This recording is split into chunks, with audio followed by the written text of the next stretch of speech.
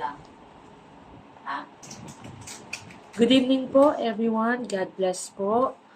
Ako po si Sister Camille at welcome po sa ating ika-34 na yugto ng ating CLF 40-day Prayer and Fasting for the Nation. Ako po ay nagagalak. Sobrang saya ko po dahil ako po ay nabigyan po ulit ng opportunity upang makapagsalita po sa inyo at makapag-share po ng Word of God. Ang ating pong topic ngayon is what I did in my personal times of great need. Tayo po muna ay magdasal. O Lord Jesus, we praise you ngayong gabing ito, Panginoon. We glorify your name. Lord, we welcome you in this place, Panginoon, sa aming kalagitnaan, Lord. Kayo po ang manguna, Panginoon, sa gawain ito, Lord. We glorify your name. We bless you, Panginoon. Maraming salamat po, Lord, sa opportunity na binibigay niyo po sa bawat isa, Lord. Thank you, Panginoon, kasi may kalayaan po kami, Panginoon, na makapakinig at makapagsalita ng iyong at makapag-share ng iyong mga salita, Panginoon. Nawa po, Lord, give us wisdom and knowledge, Lord, so that we can use these words, ang mga salita mo, Panginoon, to our personal life, Panginoon. At makapag-inspire po kami ng ibang tao. Maraming salamat po sa kabutihan niyo sa bawat isa. Tinataas ka po namin ngayong gabi ito, Panginoon. We praise you and we bless you. In Jesus' name we pray. Amen. What I did in my personal times of great need. So, bawat isa po sa atin, great need, ay iba po ang ibig sabihin. Kasi hindi naman po ibig sabihin ng great need is financial lang po. So, yung iba po sa atin, kumakaharap financially, physically, emotionally.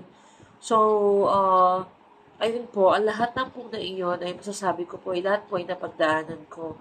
Pero of course, let us pick those, yung pinaka tumatak po or lagi ko po naaalala na ginawa po sa akin ng Panginoon. So, 10 years ago, we are really suffering for a financial difficulty. I can say kasi po, wala po akong stable job and as well as my husband po. So, masasabi ko po nung mga time na yun, ayun din po yung time na mainit po ako sa Lord. So, siguro po, kung sino po talaga yung mainit sa Lord, ayun po yung binibigyan talaga ng great mga problema. So, nung time na po na yun, gusto po talagang umatin sa church. Pero, ang pera ko po, 10 piso lang po. Ang ginagawa ko po, naglalakad po ako from Luzon. Taga-Luzon pa po kasi kami noon, papuntang church. Kasama ko po yung 3 bata, 3 anak ko. Akay-akay ko po sila.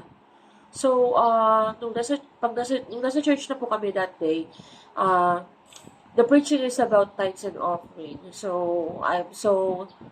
I feel embarrassed po, actually, nung time na yun. Kasi wala po akong maibigay sa Panginoon. Alam niyo po yun. Gusto ko po talaga magbigay. Kasi gusto ko po makatulong sa ikalalawak po ng Kingdom of God.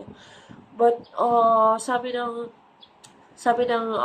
pastor that time is, kahit magkano maibibigay mo, kung galing ito sa puso, ang nakikita ng Lord ay ang puso. Hindi yung ibibigay mo. So, hindi ko po talaga mabitaw-bitawan yung 10 pesos na hawak-hawak ko kasi ayun po, pambili namin ng ulam. So, itlog po, actually, yung ulam namin that time. Pero buong puso ko po siyang binigay sa Panginoon at pinag-pray ko po na itong 10 pesos na ito ay makatulong kahit papano sa ikalalawak na gawain ng Church of the Living Faith. Alam niyo po, talagang napakabuti po ng Lord kasi pag-uwi po namin, may nagbigay po na kapitbahay kasi may birthday po yata. I don't know ano po yung reason. Ng ulam. So, hindi lang po itlog ang inulam namin during that day. Mas masarap pa po. So, sobra pong nakaka-amaze ang kabutihan ng Panginoon.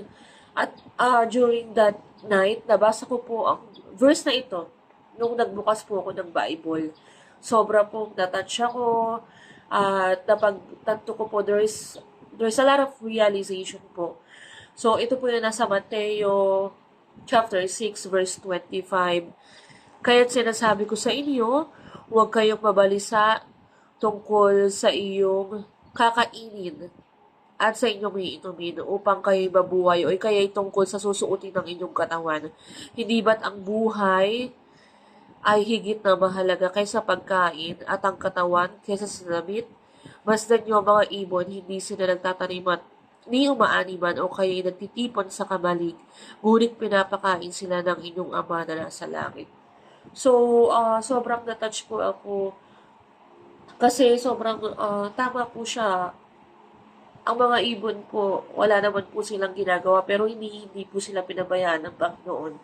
Tayo po pa kayang tao na tinawag niya pong beloved, kanyang pinakamamahal, pababayaan niya.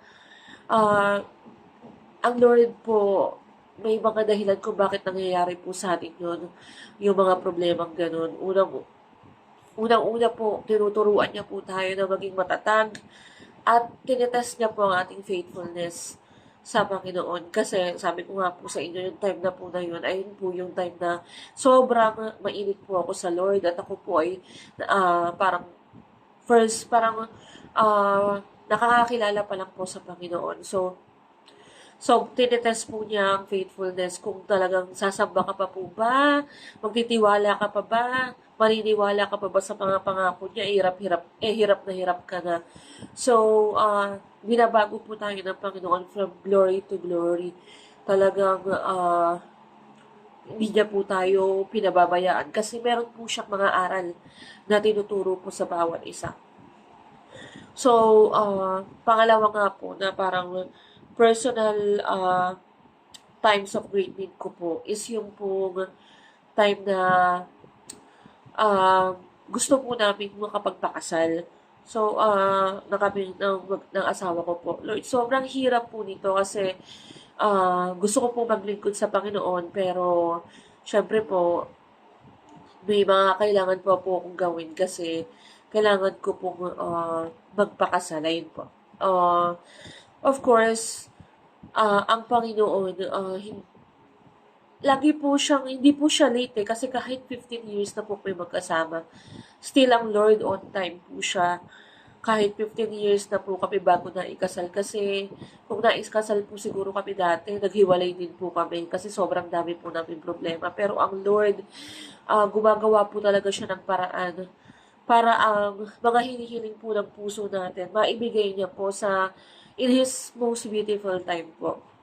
So, pinanghahawakan ko pong pangako ng Panginoon sa times po na in times of my personal great need po is ang Jeremiah 29:11.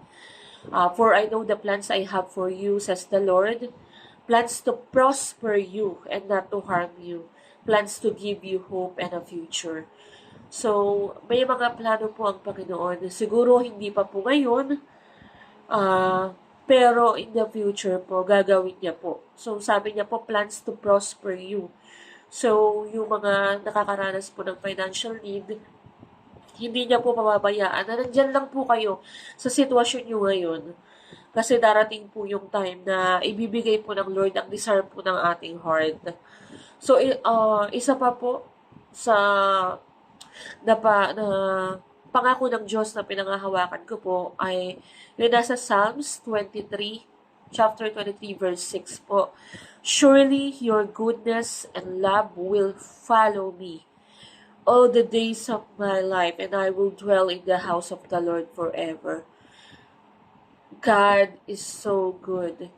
Nakalagay po dito sa pangako niya, surely.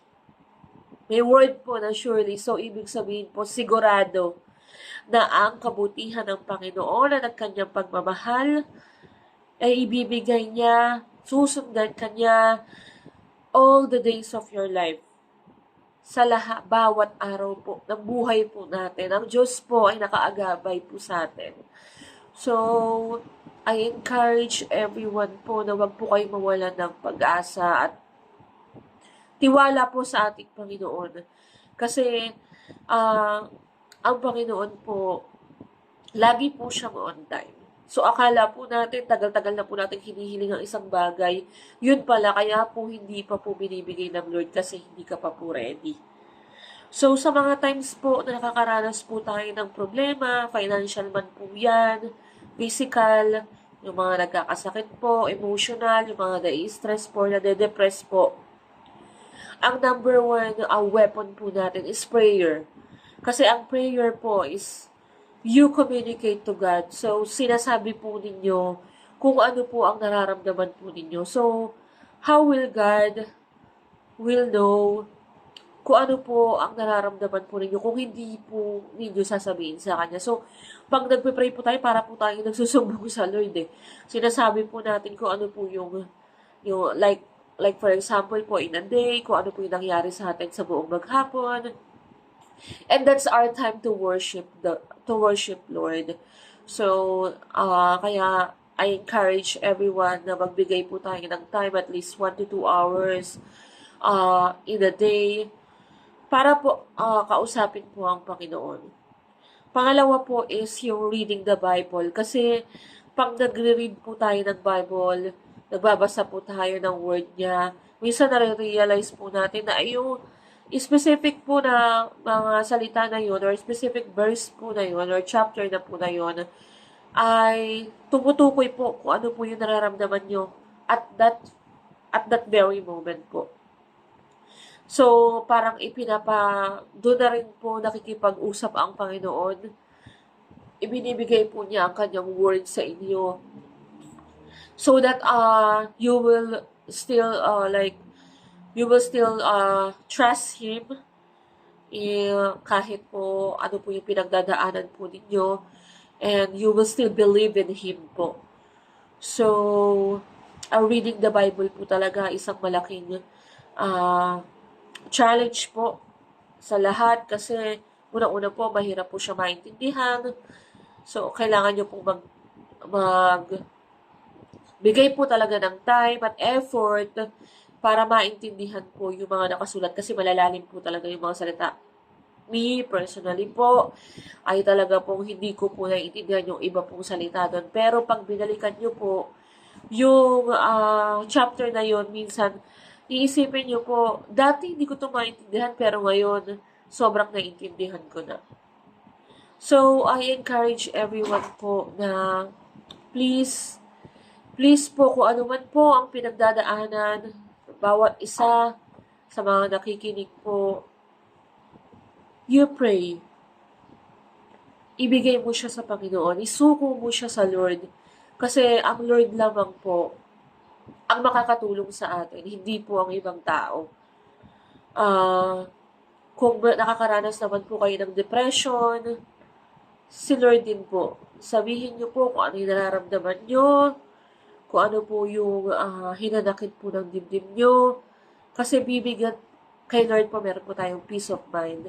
Bibigyan niya po tayo ng peace sa ating isip.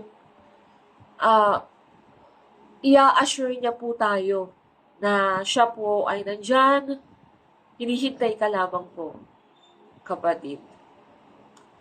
Ayun lamang po, nawa po ay nabigyan ko po kayo ng kahit pa paano na konting aral or inspiration po na magagamit nyo po in your everyday life. Maraming salamat po. Alam ko po ang Lord ay naririto po sa ating kalagitnaan at siya po ay nakikinig.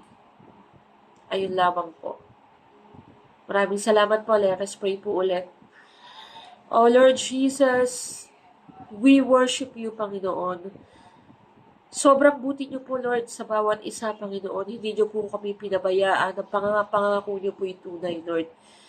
Lord, ang inyo pong kabutihan at pagmamahal, Panginoon, ay araw-araw po namin nararanasan, Lord. Maraming salamat po, Panginoon. Lord, ang bawat isa po ay may mga challenges, problema, matinding pangangailangan, nararanasan po ngayon, Lord. Bless them, Panginoon. Give them peace, Lord. Lord, give them patience, Panginoon. Lord, alam ko po, Panginoon, nakikilos ka po sa bawat isa, Lord.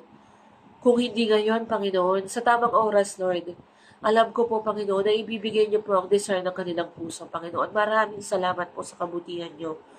Lord, pinanghahawakan po namin ang inyong pangako, Panginoon, sa araw-araw po ng aming buhay, Lord. Ikaw lamang po ang aming Diyos na itataas, Panginoon. Ikaw lamang po, Lord, ang maitaas sa aming buhay, Lord. Sa araw-araw po, Panginoon, maraming salamat po. We praise you, O Lord. We bless you, Panginoon. Maraming salamat po ulit sa opportunity na ito na ibinigay niyo po sa akin, Lord. Ang lahat po ng ito ay tinataas po namin sa pangalan ng inyong anak na si Jesus. Amen. Maraming salamat po. God bless everyone.